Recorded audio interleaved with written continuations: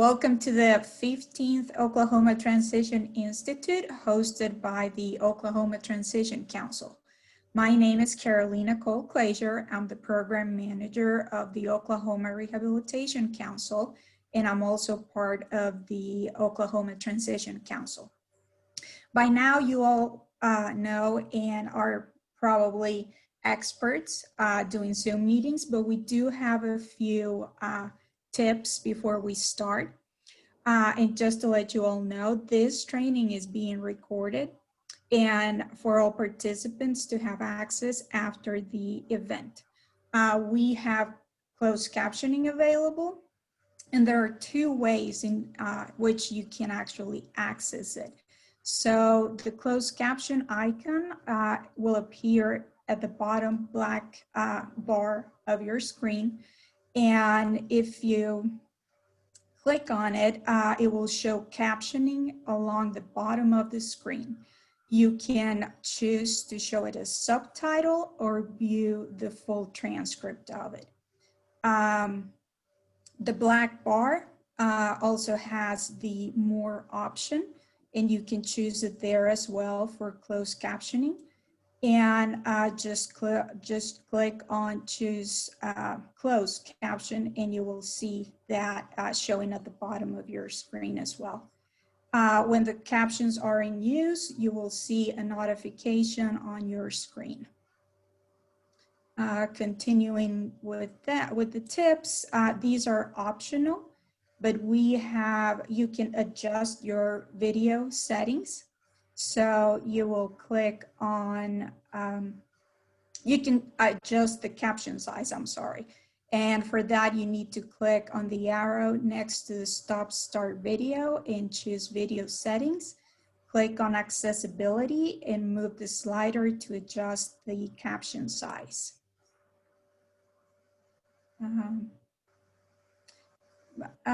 Let's see, we have ASL interpreters available throughout the whole session. So to ensure that they are visible, you may pin their video. To do that, you need to hover over the video of the interpreter. They will be identified as interpreters. Click on the three dots and click on pin video. You can also click on participants, then more. Next to the name, you will see that it says interpreter and pin video. Let's move on. The audio. Please make sure your computer or headphones and speakers are turned on so you can listen to the presenter. Everyone's microphones have been muted. You can mute and unmute yourself. However, we ask that you keep yourself muted if you're not going to ask a question. If you want to do the quick unmute, you can do so by, PC users will do so by clicking Alt and A, and for Mac users, you will do Shift Option A. You can start video or stop the video.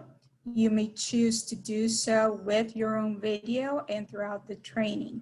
If you have problems with your bandwidth, when your internet bandwidth, please turn off the video because it will cause a problem for the rest of the attendees. And just so you guys know, the microphone, you're gonna know that it's muted because it has a red line on the screen. So that's what it tells you that you are muted. Let's continue. The chat window. You'll see the button that says chat at the bottom of your screen as well. We're gonna use that for questions. If you have any comments, please add them there as well. If you have any questions, I will be checking that and letting the presenter know.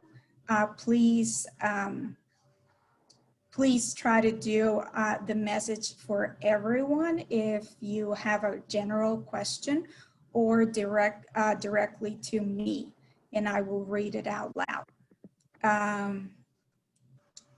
You can also adjust the view. And and you can do it as a full view, or you can exit the full screen mode by clicking the top right button, or view options with the drop-down menu. You can enable side-by-side mode by going to view options drop-down menu and click on speaker view, and that to only see the presenter, or gallery view to see the video of all the participants. And those will be at the top right side of your screen. Click on chat after exiting the full mode screen to pin it to the right side of the screen. Other information, please try to use the chat box for questions throughout the presentation. If time allows, the presenter will also let you know, and you can actually unmute yourself and ask the questions. If there are any technical issues throughout the presentation, please let us know in the chat, or you can email Kim Osmani at kosmani@cornell.edu and let her know, and she will help you. If you need, at the end, we're going to have an evaluation. You're going to get an email at the end of the day today. Once you submit your online evaluation, you will be able to print a certificate for each day. If you're a certified rehabilitation counselor and want to request CRC after the OTI, please follow the following steps. Email LaShera Thomas at lthomas@okdrs.gov. Take a screenshot of the message on the screen after you hit submit on your online evaluation, and the accompanying certificates, and a list of the sessions you've attended today or the previous days. We want to thank all of our sponsors, especially the Oklahoma Department of Rehabilitation Services, the Oklahoma Family Network, Oklahoma Able Tech, DCDT, and Pathways. Let's see. If you need more information about the Oklahoma Transition Council, we have a QR code on the screen right now that you can use to access our website, or you can go directly to the website. It's www.ou.edu/education/and-partnerships/Oklahoma-transition-council. The address will be in the chat as well, and you can access it from there. We have a great presentation, and with that, I'll introduce Michael Storr. He is going to be our presenter today. Again, let us know if you have any questions. Great. Hello, and good afternoon. You are entering into today's session, Employment Preparation and Work-Based Learning Experiences in a Virtual World. And I believe the PowerPoint is posted for the website, and you can find it there. We don't have additional handouts, but I am going to be referencing a number of links throughout today's presentation, so please look for those. As Carolina mentioned, my name is Michael Storr, and I work for the National Technical Assistance Center on Transition, or NTAC, out of the University of North Carolina, Charlotte, and the Cato College of Education. You can find NTAC at the NTAC website of transitionta.org, and feel free to email me if you have any questions. Also, just as a heads up, NTAC found out that our center, along with our partners, are going to be refunded. The NTAC Center will change. The name will not be the same, but the players will all be the same. So we will be continuing as a National Transition Center after the first of the year. So look for us. I'm sure we'll be getting email blasts out and probably a connection from the NTEC website to the new center's website. So today, I just wanted to kind of give a heads up that today's presentation is mainly to share ideas and strategies that you can use in providing remote work-based learning experiences and activities to students with disabilities, especially during this current year of 2020-2021, where a lot of school districts across the country, and I'm sure in Oklahoma, are using a number of different instructional modes for learning. So either at-home learning packets, or completely online learning, virtual learning, or face-to-face, or some hybrid of all of those different models.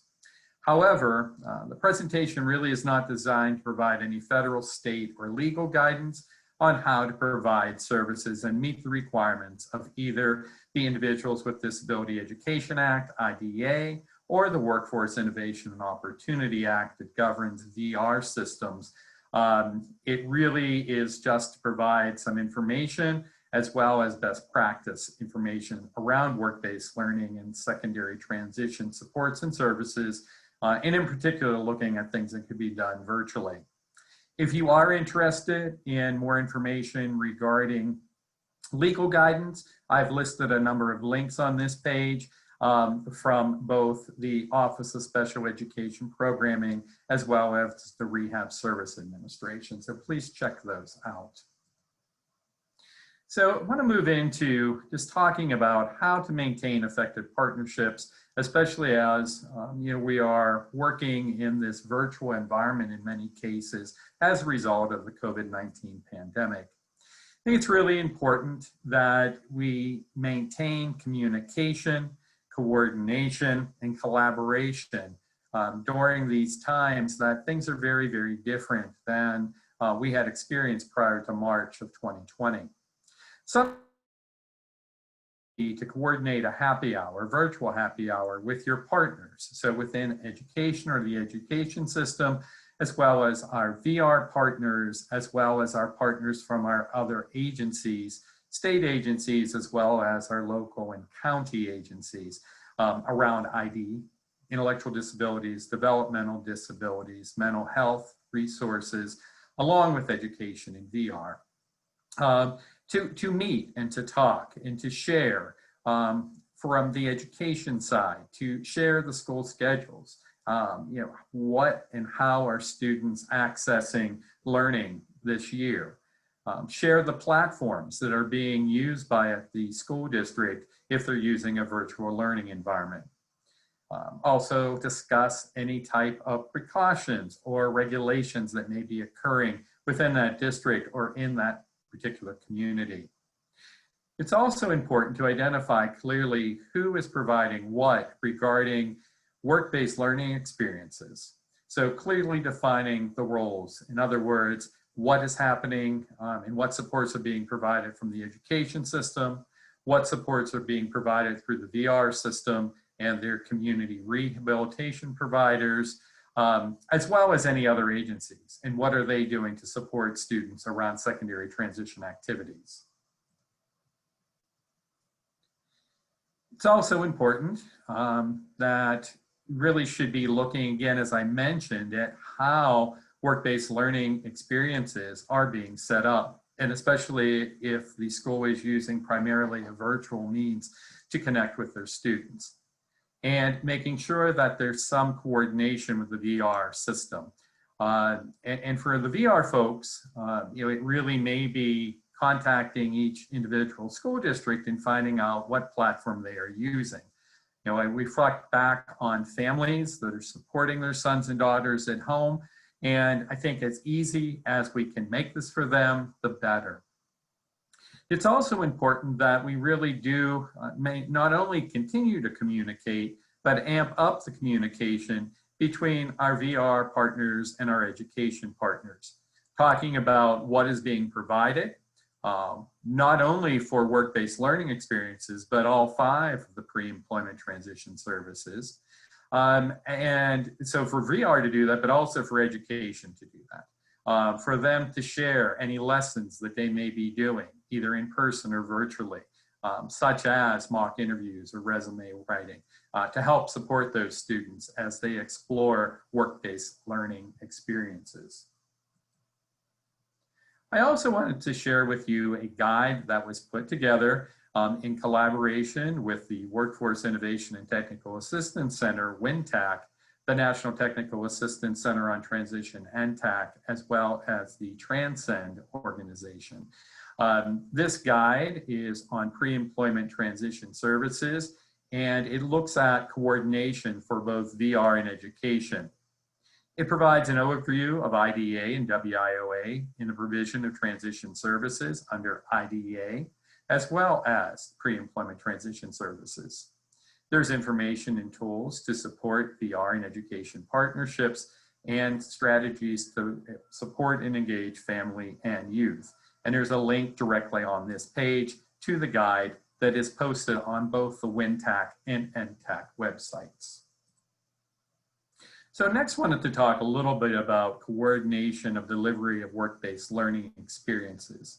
In this section, we're going to talk about just some of the provision requirements of work-based learning experiences, whether they're happening in a face-to-face method or environment, or if they're happening virtually, or if they're happening in some type of hybrid model. And we will emphasize a little later in the presentation some virtual effective practices to establish work-based learning experiences. But I wanted to give some guidelines at the beginning just to talk about some of the provisions and legal requirements surrounding work-based, community-based learning. So to begin, and I'm sure you're all aware at this point of what the 5 required pre-employment transition services are under the Rehabilitation Act as augmented by WIOA, but here they are listed.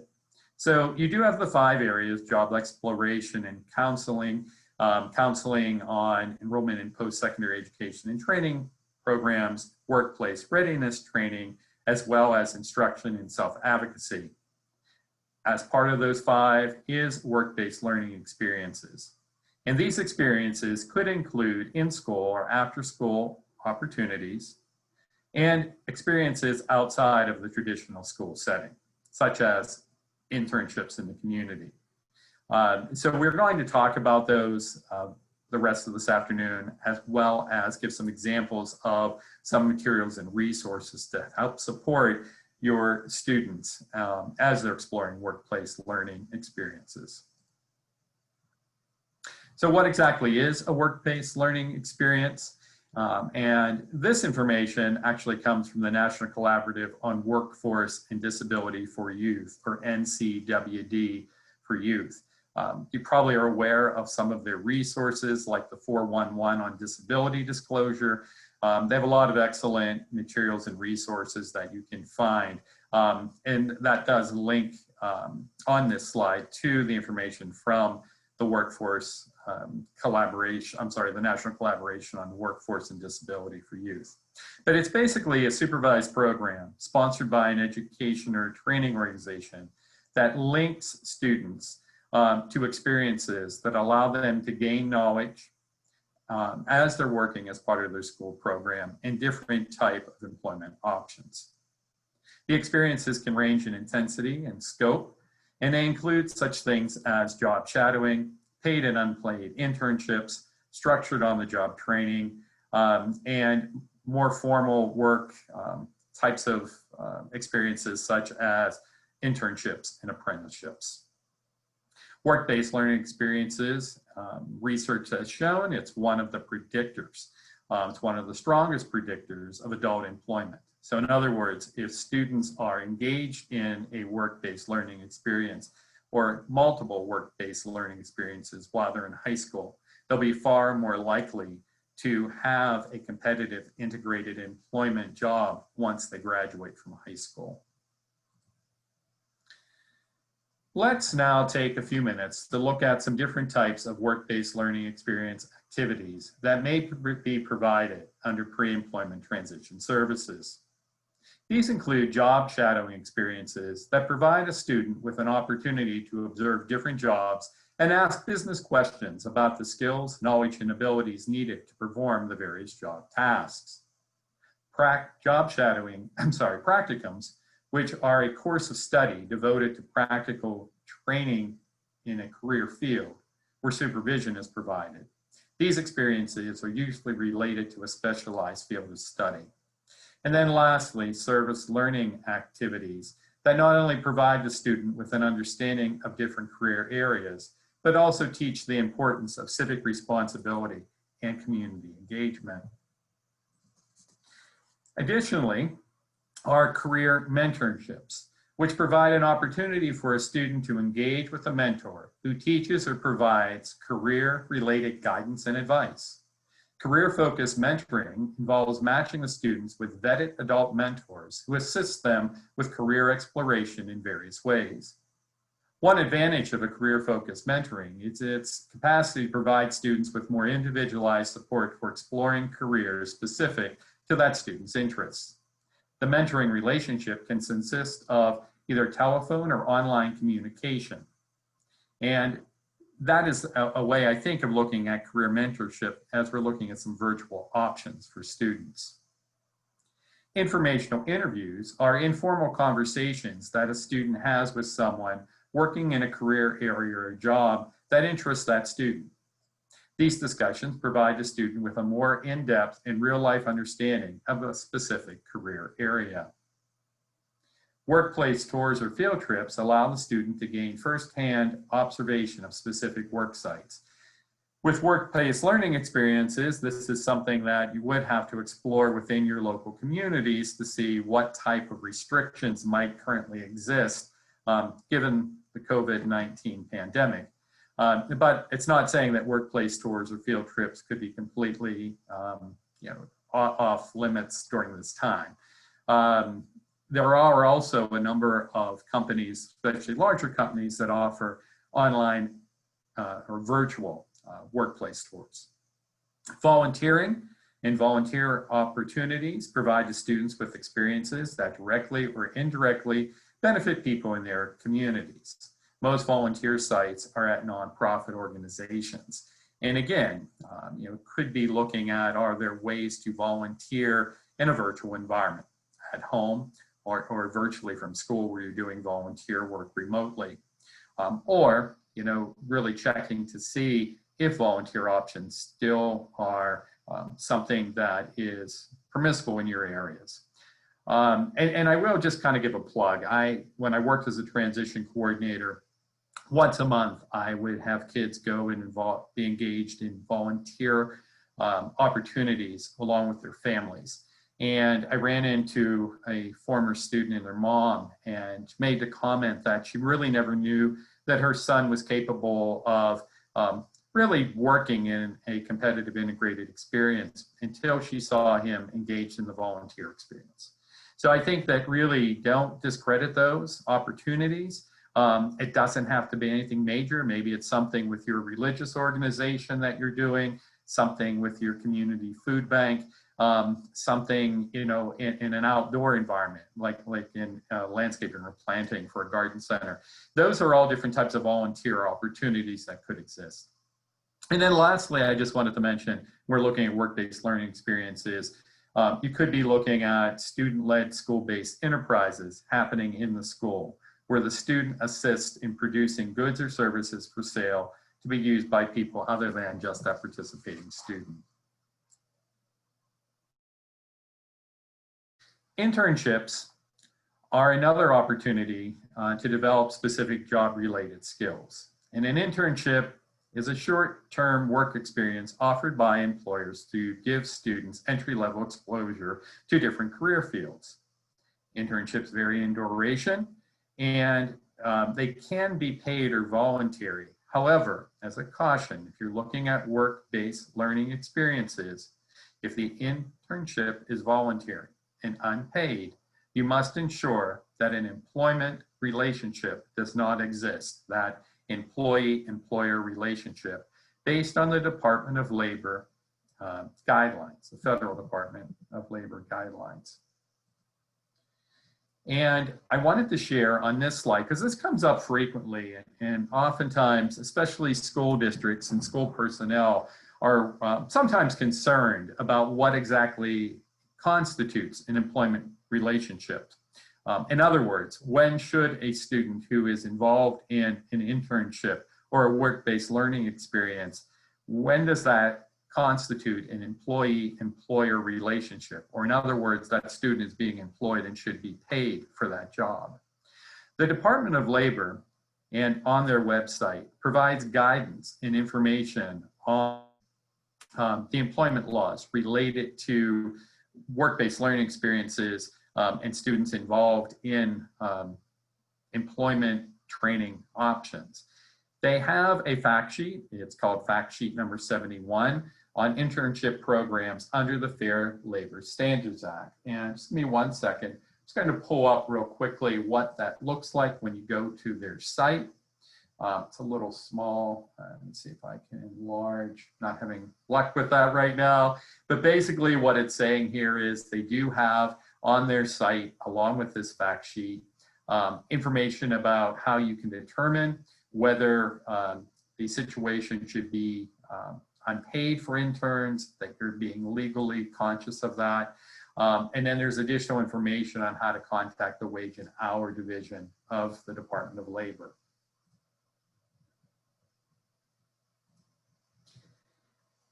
In order to determine whether an employment relationship exists, there are 7 factors that need to be considered.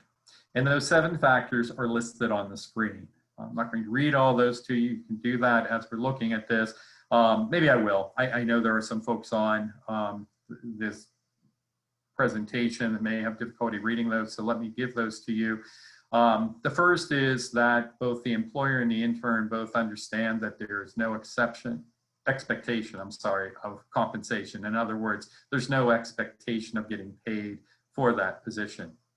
The internship provides training similar to an education environment.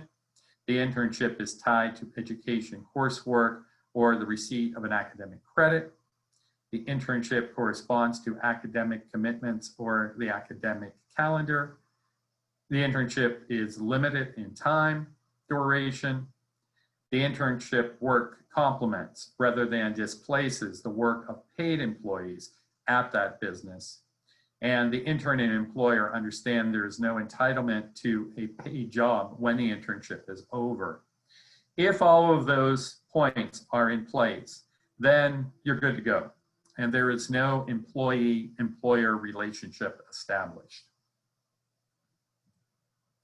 I also wanted to mention the Fair Labor Standards Act, and there's a link to that on the page.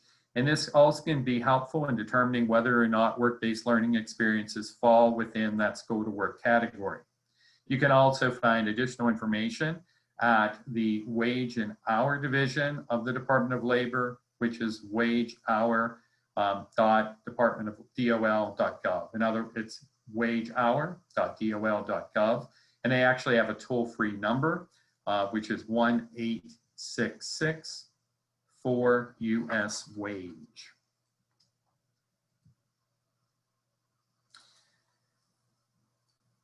And here's just some more specific information regarding what is contained in the Fair Labor Standards Act. And this oftentimes, again, comes up with schools in particular, but sometimes also with community rehab providers that are being contracted through the VR agency to provide pre-employment transition services. So this is the outline for a student. So the Department of Labor has identified the following time limits specific to work experiences that are classified under the school to work category. So if you're looking at a career exploration experience, it's limited to 5 hours per job. And basically what that is a brief exposure to a variety of work settings, and may include work site field trips or job shadowing. If you're looking at that student's involvement in this experience as a career assessment, that is limited to 90 hours per job. And extended observation where and what that is an extended observation where the student undertakes work assignments for the purpose of figuring out how that student is able to do on the job. So a career assessment might be that student working, say, for example, in culinary arts, doing food prep work, and then you're looking at how well the student does, what their skill set is like, time on task, able to follow directions, and so forth. And again, that's limited to 90 hours per job. And then work-based training, if you're considering that option for your work-based learning experiences, is limited to 120 hours per job. And a work-based training is a more involved experience for the purpose of job training skills. Okay, so just wanted to put those out there because, again, that is something that frequently will come up when we're looking at work-based learning experiences. Okay, on this next slide, wanted to share with you that many states are also looking at designing a way that work-based learning experiences and services can be provided along a continuum for students. If you look at this chart that we've developed, typically students will move back and forth among this continuum depending on their interest and their progress in various work-based learning experiences. On this graph, we've organized and grouped the work-based learning experiences into 4 different phases along this continuum. The circle in the middle of the slide is divided into 4 quadrants, which represent the 4 different phases of work-based learning. So if you start first with awareness, these are activities that assist the student in learning more about the different types of jobs and job tasks required within each of these jobs. If you look at that, there's things such as in-school work experience, on-site or online work-based tours, informational interviews, volunteering. That's the awareness phase. If you look at the next phase, this is exploration. And when we look at exploration, these are activities that allow the student to explore potential careers, potential workplace environments, and demands and other aspects of work. So these could include things such as a job club in the school, job shadowing, service learning types of experiences in the school. If we move down kind of this graphic and we move into looking at the preparation piece, these are activities that provide increased opportunities for students to prepare and learn a specific job, a task, or a skill within various career fields or at an integrated employment site. So these could include, when we were talking about school-based enterprises like a school store or sometimes schools do like a graphics department where the student works there and they sell the items they're making. That would be a student-led or school-based enterprise. Or it could be career mentoring or unpaid work experiences. The last piece of this chart is really then looking at employment. So that's really like the gold standard of a work-based learning experience and are often the first steps towards building a meaningful career for students with disabilities in a competitive integrated employment setting. And these would be paid employment or internships or on-the-job training experiences. So it's kind of nice to keep this motto in mind. And as I mentioned, students move throughout this, in their transition years. So, when they first enter transition until they graduate from high school, oftentimes this goes back and forth as they're trying out different jobs and different experiences. But remember, as we talked about, students that have work-based learning experiences while they're in high school are far more likely to be engaged in a competitive employment job once they graduate.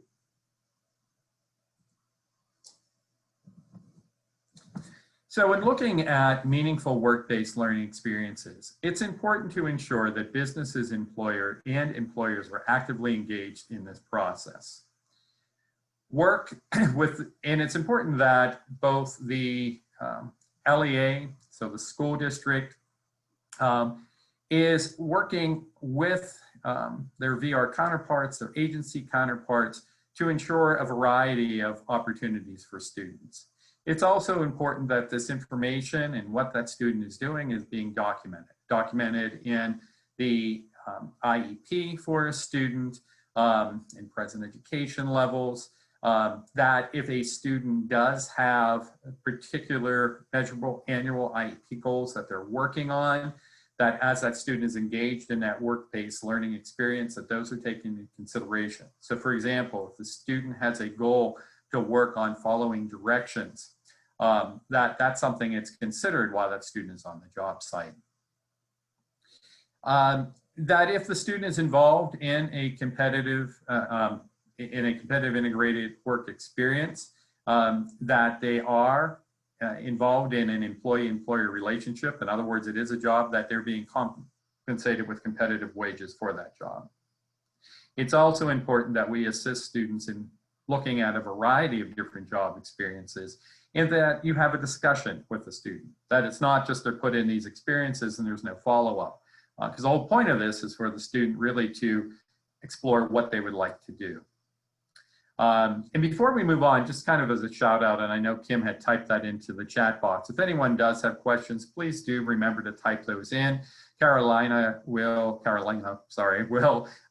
stop and ask me those. So if you do, feel free to type in any questions as we move through this afternoon. Go ahead and do that, pop those in the chat box. I wanted to share this slide with you.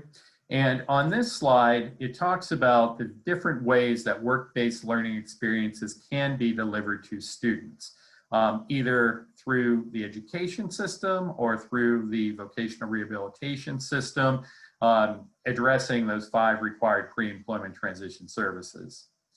So we could be looking at individual service delivery, in which that student individually is engaged in either a paid or unpaid short-term work experience or an internship, or is meeting one-on-one with a counselor or a job coach in the community. Or these could be delivered in a group setting in a classroom, group setting in the community. Say that community rehab provider, the agency, has a job club or a classes set up that are outside of the school day, that student works on work-related skills, so such as doing informational interviews or going on work site tours or experiencing job shadowing experiences. And then lastly, looking at ways that work-based learning experiences can be provided in a virtual environment. And we will mention later in today's session job shadowing examples that you can find online, informational interviews that you could do, like we mentioned before, that could be done either through Zoom or through a phone call, as well as tours that you could take virtually on.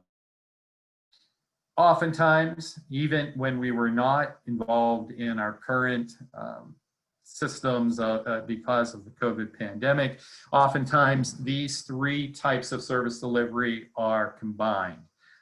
There's a collaboration for a student with both individual, group, and virtual different modes to address work-based learning experiences.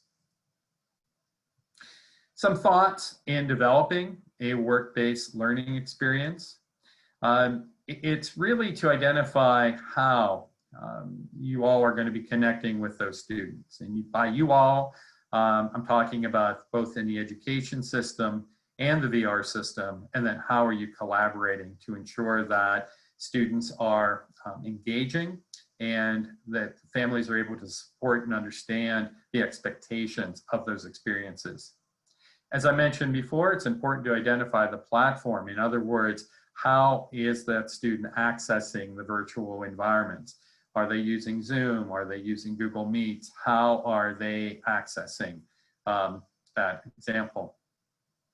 And then looking at how to ensure that we are enhancing communication between the VR system and our education system, as well as any provider groups. And it's important that what is being provided in the education system under IDEA transition services is being not supplanted by what is happening through the VR system, but rather just supported. And the only way that can happen is if there's good communication that is occurring. Michael, we have a question. Yes. This is from Lori Chestnut, and it says, can you give me an example of what an internship from home would look like? Sure. And again, it would have to be, I guess, a business that could be set up to do this. But there are a number of companies that have their employees working from home. So it may be, a company that is taking orders online, and that student is assisting. They go in and, they're being mentored by somebody who has that as a job. So, if it is at a store that is doing online retail, that student is helping to process those orders, and they're allowed into that system to help with that. I think it would be just taking a step back and looking at in your local communities, and maybe talking to those businesses. How are your employees working now? Are they in the office or are they at home working virtually? And then trying to make that match for the student. It would be probably some additional legwork as far as making sure that student has the computer access to do that. But I think there are methods or ways to do that. There are also, I think, some companies that do more of production types of jobs. So I'm thinking of places that make items. I know I had a student that worked at it was like a craft soap company where they made soap, and they had folks that would wrap those, and they did that virtually. Actually, they would deliver those items to the student's home, and they would wrap these items up, and then it would have those go home for that student. So it was kind of bringing that business to that student in the home setting. So those are a couple examples. Again, I think it's just reaching out and seeing, who in your community and what they're doing. But I don't think it's, it's probably more options today, definitely, than it were before March. So hopefully that helps, Lori, to answer your question. Okay. I think it's also important in this slide that y'all have been kind of looking at is to make sure that we are engaging the family in this process. I am going to talk more about that in a few minutes, but really ensuring that the student and the family are engaged, that they are understanding what expectations there are, and that clear, detailed instructions are given for both the student and the family. And also that there's a point of contact and follow-up. We really do recommend, and in working with schools and with VR agencies, that there is a point person from that school or that VR agency that is in contact, or maybe it's the community rehab provider, but somebody is touching base with that family at least once a week to make sure that they are doing okay, that there's no questions, that there's no difficulties, but also, I guess, even more importantly, to make sure that we're getting follow-up on what's actually happening with that student in the work-based learning experiences, or on the education system that they're doing. How are they doing with their classwork, their coursework? How are they doing as far as meeting their measurable annual goals as part of their IEP?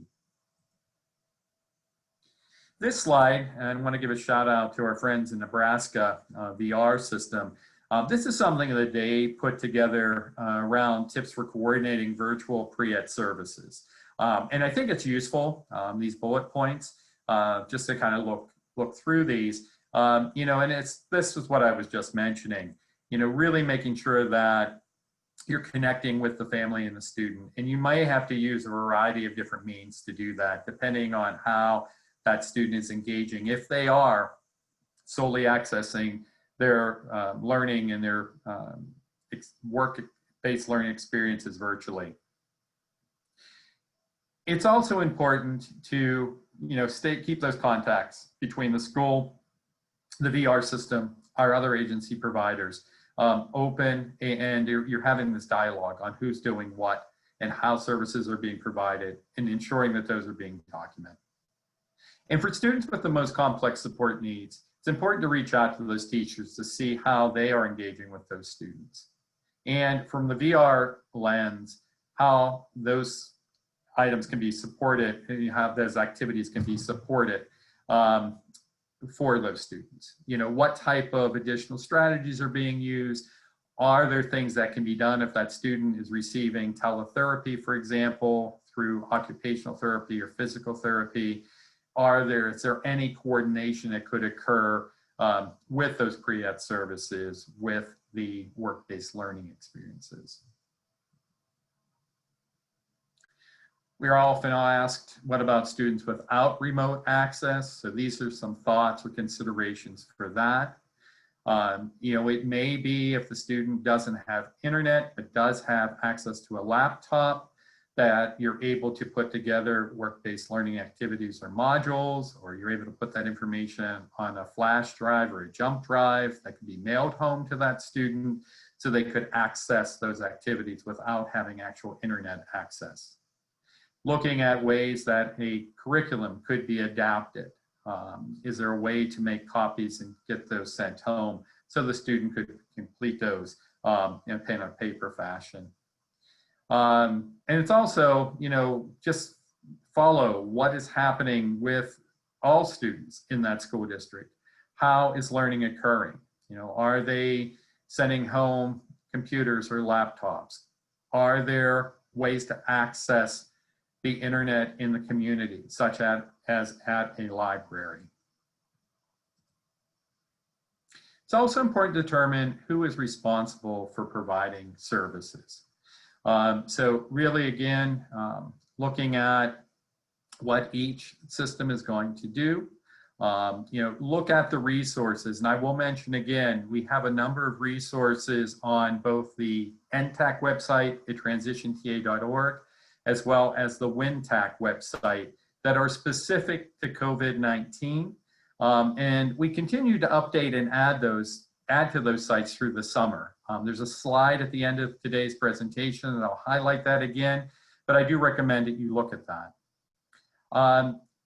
Also, I think consider looking at and using social media. We are going to talk in a bit about a free resource that helps students with work-based learning experiences and exploration that's on YouTube. But looking at that, or looking at Facebook Live as an option, or even looking at TikTok, you know, either are there already some folks on TikTok that are providing,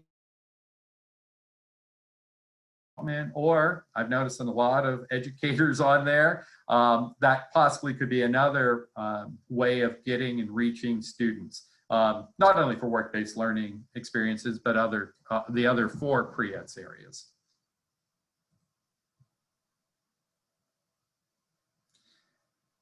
To reiterate again, you know, really seeing how that student is accessing their IT at home, what the internet capabilities are, and what makes the most sense for that student. One of the things that we really talk to folks about, families, students, but in particular professionals, both educators and VR, is to make sure that what we're providing is reasonable, that it's relevant, that it's understood by that family and that student. So however we're looking at the work-based learning experiences, keeping those factors in mind. You know, is this going to be something that will be easily achievable? Is it realistic? And are we providing clear, detailed directions for it?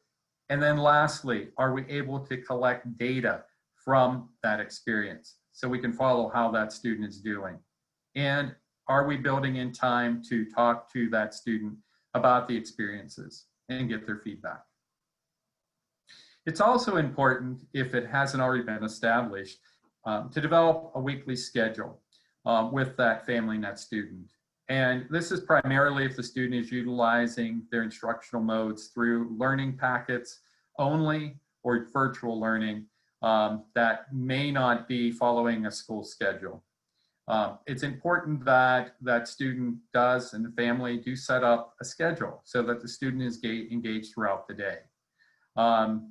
You know, and even if the student is engaged in some type of hybrid learning, to have that discussion with that family and that young person on what their day looks like in this different environment for learning that we're currently in.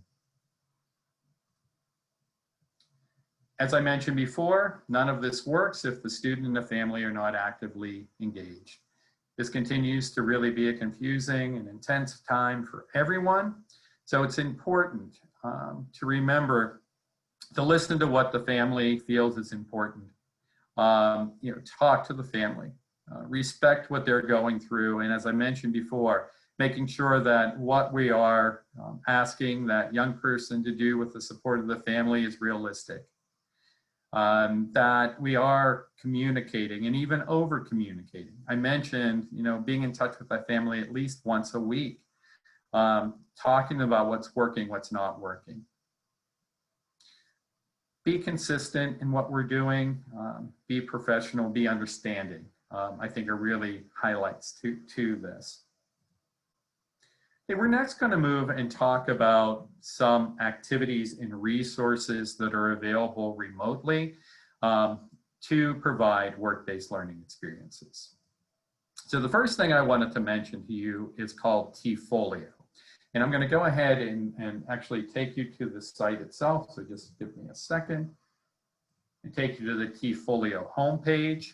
And in this section that we're moving into now, while we don't have a ton of time to talk about all the great online work experience learning resources that exist on the various websites, we did want to share a few examples with you, like the Tfolio. And Tfolio is a free transition portfolio tool for high school age students with disabilities. The tool was designed in Washington State through a collaboration of the Center for Change and Transition Services and their Division of Vocational Rehab. It aligns with both IEP transition planning under IDEA and the VR's pre-employment transition services, so that both educators and agency personnel can use this when working with their students. The Tfolio has 5 units that correspond with the 5 required pre-employment transition services. And each unit is made up of lessons that can contain a lesson guide and at least one activity. The lesson guides can be accessed from the lesson landing pages and either followed online or saved as a PDF. The activities can either be filled in online and then saved as a PDF or printed once they're completed. Or they can be printed first and then completed with pen and paper. So this is one of those sites that you really could do both. This could be for someone in a virtual environment, but also someone that doesn't have access to the internet if they are working at home solely and not in a face-to-face learning system method right now or style right now. The other thing about Tfolio is that students can also keep track of their documents using the Tfolio tracker. And work-based learning experience is one of these units. So when you go down, if you look, there is work-based learning. If I click on this, you'll see it takes me to this page, and there's an introduction to work-based learning, and then there's the SCAN skills that they outline, and then there's a section on informational interviews, job shadowing, looking at letters of recommendation, and then planning for after high school. And then when you click on these, let me just do one on workplace skills, you'll see it takes you to actual lessons and lesson plans with a lesson guide in PowerPoint. And again, this is all free and online. And I guess the other key point I wanted to mention is that you can, with this, print items off and have it done in a pen and pencil or pen and paper format. Wanted to mention a little, this came up actually in the question, I believe that Lori was asking. She was talking about internships, but this is about job shadowing and work site tours, that you could do these remotely. And oftentimes employers provide or can provide virtual workplace tours to introduce that student to job duties. Employers can explain and demonstrate their own work tasks and encourage opportunities when appropriate for the student to think about and identify related work tasks at home. So what we're really talking about here is connecting with an employer or business, say through Zoom or Google Meets, having that person talk, and then maybe talk about, hey, these are things that you could do at home or your community. And if possible, again, given the restrictions around COVID, perhaps that student could actually engage in person in that job shadowing experience or workplace tour.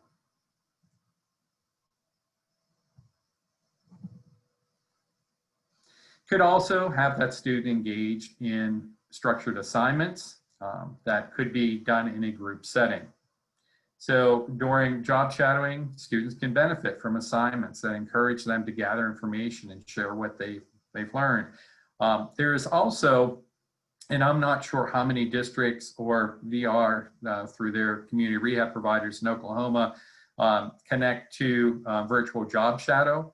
Virtual Job Shadow is a for-cost website, but if a school district, again, or the VR system or community rehab provider do have access to Virtual Job Shadow, that would be an opportunity for students to go on and look at different jobs and then come back together as a group and talk about what they found out. We will mention in a few minutes some other types of job shadow or job exposure types of sites that could be used in that same fashion, where you could have that student go ahead and look at different jobs, and then they come back together again, either in a Google Meet or their Zoom classroom, and talk about what they've learned and what they've liked and what they didn't like. Some teachers have also done virtual career scavenger hunts, where they look at the different sites that are out there, and then the students actually go and explore, and they come back and report on what they found.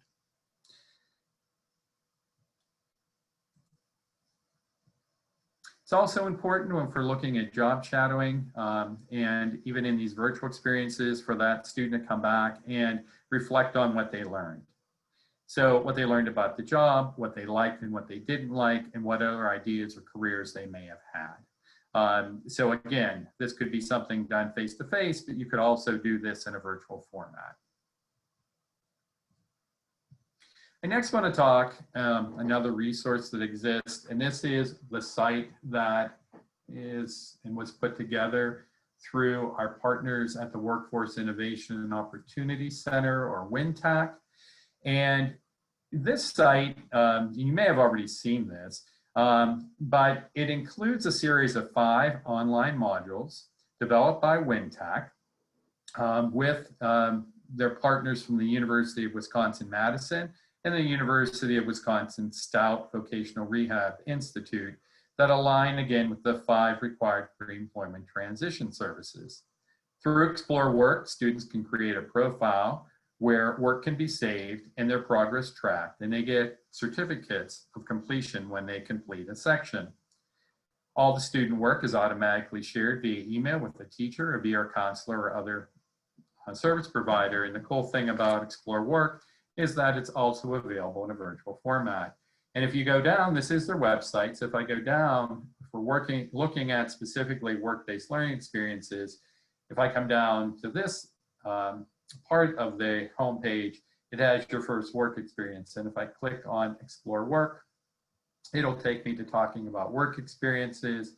It provides learning activities. And then you'll see there are modules here, an introduction, and then there's a more active section where they're, and the other nice thing is they tell you about how long this takes. It says, it may take an hour or more to work through all these activities.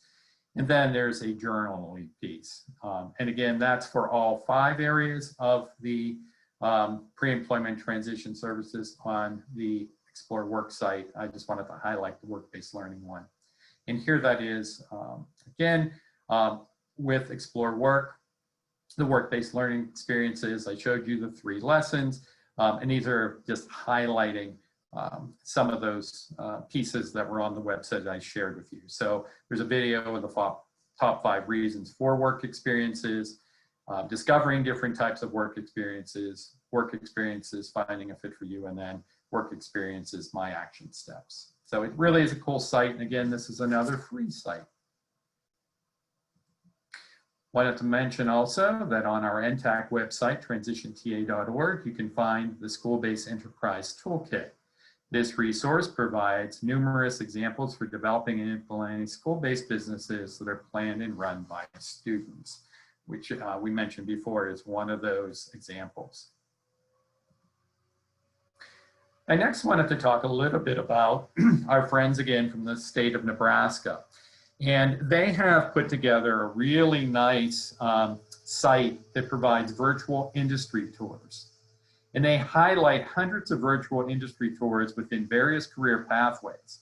And although the videos showcase different business and industries in each of the 16 career clusters that are really a Nebraska model, the virtual industry tours really would be beneficial to anybody in the country. They're similar jobs, regardless of the state you live in. And so Oklahoma folks, you could really, have your kids look at these. And even though it's saying Nebraska, there are those same jobs in Oklahoma.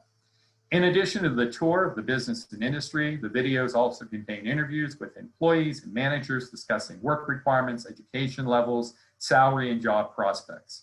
The videos provide an accurate picture of today's workplace, breaking down stereotypes and assumptions while emphasizing the knowledge and skills required to be successful. So I really would recommend checking out their site. And I have to do a little disclaimer before I went on today. They were working on this site, so don't be discouraged if you click for whatever reason. It was telling me it was being worked on. So hopefully it's up and running soon. It was a couple days ago, but anyhow. I also wanted to mention Career Connect. And Career Connect is another site. This is particularly or specifically rather for students that are visually impaired. And it provides a virtual work sites and it includes the Transition to Work Program Activity Guide that emphasizes work-based learning, on-the-job training opportunities, internships, job shadowing experiences that are specifically designed for students that are visually impaired to access this material. The next two sites, probably most of you are aware of and have access. I know I did years ago as a transition coordinator, but they are the two sites that are provided through the Department of Labor and the Career One-Stops. These sites really are cool. If you haven't gone on them, you'll notice, and this is just, they have the different career cluster areas. So if I click on arts and communication, you'll get a drop down, and then you have all of these different types of jobs that exist. So if I click on, for example, actors, then the site takes me to a page about actors. There's video, there's video transcript, and it walks you through the requirements for those jobs, the training requirements, the wage amounts. It also discusses in this site, if they are high in demand jobs or not. These career videos are also available in Spanish, and you'll notice that they do have supplemental materials that go with those. The other site is My Skills, My Future. This is also through the Department of Labor, the National Department of Labor Career One-Stop sites. And you can enter a job occupation in here. And again, it will take you through and help you find out the requirements of those jobs. These sites would be really good too, back to that idea of doing a scavenger hunt with kids virtually, where you could go and have even predetermined places that they need to find out information about, but it really helps them to explore different job types. This might be also a good site to use in collaboration if you were doing a career assessment with students and you come up with that hauling code of where that student's interests are, that then you have them delve into this to look at what career options exist. I was really excited back in the spring we landed upon this site. It's a really cool site called Road Trip Nation. Road Trip Nation is a site, it's actually a YouTube channel. And what is really cool about it, and let me find it real quick, is Road Trip Nation. They go across the country in this van that you may be able to see in the picture up here, and they interview famous people, be they politicians, actors, other celebrities, and they have them talk about what kind of jobs they had as a kid, what their interests were, how they got to be where they were, what their struggles were. and it's done by young folks on Road Trip Nation. So it's a really cool site. Again, it's free. And I think there's a lot of utility in utilizing Road Trip Nation site. Another really nice site that I found, and this was a site that's sponsored through a public broadcasting station. It's KQED, but it's 50 different types of career videos for career path exploration. And it provides the video as well as some supplemental materials to help that young person explore these different careers. And again, this is a free online site. The Khan Academy is another free site. And with Khan Academy, they have a number of courses, life skill career courses, career exploration courses that you can take. And you go through, there's videos that connect with them as well as supplemental materials to help you explore. In the example that I have pictured here on this slide, it's a young woman who has a diagnosis of brittle bone syndrome, and she is a healthcare community liaison. I highlight this one because it is an individual that has a disability and is in a successful career. And she talks about what she needed to do to access that career, how she became engaged in the career. This last slide in this section is what I had mentioned earlier in this afternoon's presentation. These are the two websites that both NTAC and WinTAC have related to COVID-19. When you go on to these sites, there is just a wealth of information regarding virtual instruction for both educators as well as VR, as well as how to implement those 5 required pre-employment transition services. I know I'm running real close up to the edge of time. I do want to thank you. If there are any last questions, let me know. And I just kind of a reminder with NTAC, at least for the next couple months, you can find us on our transitionta.org site and follow us on Facebook, Pinterest, Teachers Pay Teachers, Twitter, and Medium. As I mentioned, we will be switching over to our new center, yet to be named. I'm not quite sure what it's going to be called, but you will be able to find us. So most of the NTAC staff, and actually I didn't mention this, so the PREETS folks, so the pre-employment transition services folks that work for WinTAC, they're coming on board with NTAC in the new center. So it'll be the PREETS folks along with the NTAC folks, and it's actually, if folks remember back, the folks from the University of Oregon have worked with the Post-School Outcome Center. So the University of Oregon folks are still with us, as well as the University of Kansas and the Transition Coalition. All those folks are part of the center, as well as folks from the University of Maryland in our new center. So look for us. I look forward to seeing my friends in Oklahoma on a continuing basis in our new center. And with that, I guess, Kim, I'm going to turn this back over to you. We've got about 7 minutes. If anybody wants to either post a question in the chat or unmute and ask Michael a question about any of these sites. Michael, I did want to ask you, because I've heard of Khan Academy in a paid version. Is there a free version? Actually, what I shared with you on the screen, it is free. What I showed you. Now, it was interesting because when I logged on that this afternoon before today's session, a little window popped up and it said, "We are overwhelmed with everybody connecting to us virtually, and we are a nonprofit. Please consider donating." So it is free.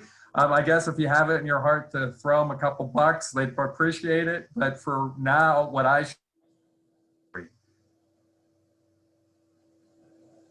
Thank you for that. So as you can see in the chat, Michael, if you're looking at it, people are very thankful for the information and all the resources that you shared. And yes, everybody will have access to not only this recorded presentation, but the PowerPoint once we get all the OTI materials uploaded to a YouTube site and or the OTC website. I'm not seeing any questions. So Michael, thank you so very much for joining us for, again, 15 OTI. And I just want to remind everybody that our next session and our final session in English for this 3-day event. It's hard to believe we're at the end of day 3 almost. Will be tonight at 7:00 p.m. where we have a panel that will be talking about what works. It's work readiness and employment opportunities for youth. And we will have individuals from Integris healthcare system, from Ditch Witch, from the Daisy Exchange, Department of Rehabilitation Services, and the Central Oklahoma Workforce Investment Board. So we hope that you all will join us tonight at 7 using the same link. And with that, I'd like to thank our interpreters and our captioners, and to Carolina for being the host. And Kim, there was a question that came in real quick, so I will go Yeah. and answer that. It said, what was the site that teachers could get information or follow along? Keyfolio provides that information to the student or the educator, so the Washington site.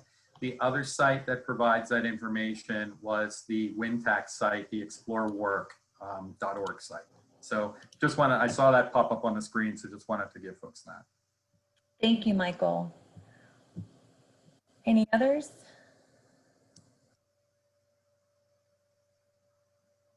All righty. Well, thank you all, and we hope you have a wonderful rest of your day. All right. Thanks, Kim. Take care.